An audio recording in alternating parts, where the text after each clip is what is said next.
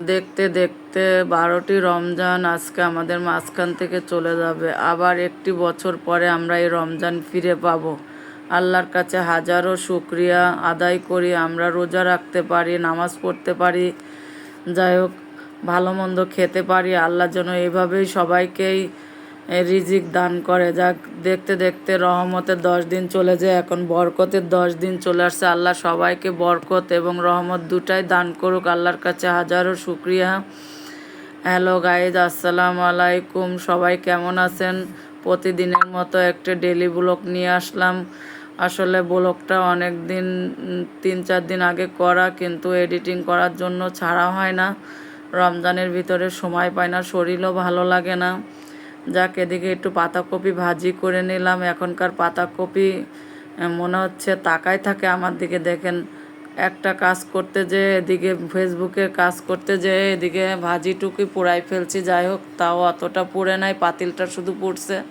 তারপরেও ভালো লাগছে ভাজিটা। এখন অন সিজন চলে আসতেছে, এই জন্য পাতাকপিটা একটু নরম, একটু কমই হয় সব সময়। একটু এখন ধনেপাতার দিন, ধনেপাতা না দিলে কি ভালো লাগে? সব সময় একটু ধনেপাতা দিলে একটু ফ্লেভারটা দ্বিগুণ বাড়ে। এদিকে আমার মেয়ে দেখেন কত ঢঙ্গু, এত ঢঙ্গু হয়েছে। আমি জানতাম না আমার ঘরে এত ঢঙ্গু মেয়ে হবে।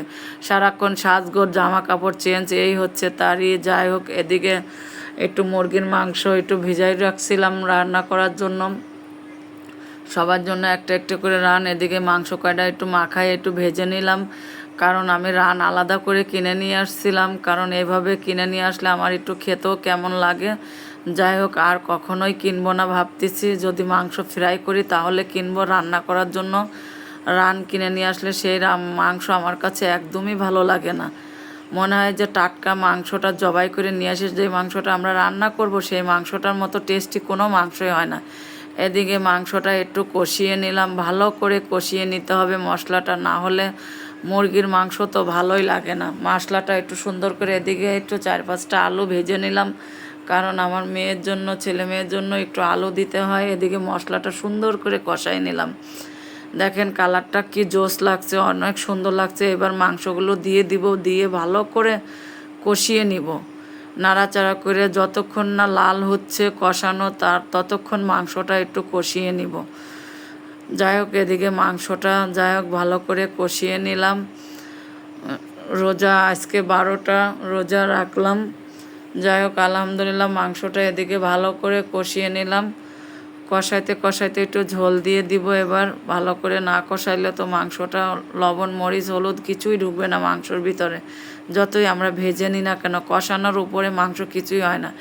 এই যে লাস্ট পর্যায়ে এবার মাংসটা একটু কষানো শেষ হয়ে গেলে এবার ঝোলের পানি দিয়ে দিব। ঝোলের পানি এই যে দিয়ে দিলাম, দিয়ে এবার টকবক করে একটু ফুটিয়ে নিব। একটু নাড়াচাড়া দিয়ে নিলাম, নাড়াচাড়া দিয়ে একটু মাংসটা এই যে প্রায় হয়ে গেল। এদিকে মেয়ের জন্য একটু ডাউল রান্না করতে হবে। ডাউল বসানোর ভিডিওটা করতে পারি নাই। যাই হোক, এই যে প্রেশার কুকারে ডাউলটা রান্না করে নিলাম, কারণ আমাদের তো সিলিন্ডার গ্যাস, তাই ডাউলটা একটু প্রেশার কুকারেই সবসময় দিই। যাই হোক, এদিকে ডাউলটা তেলে দিলাম। সবাই আমার ভিডিওটা দেখবেন, লাইক কমেন্ট শেয়ার করবেন, আমার পাশে থাকবেন। আল্লাহ হাফেজ।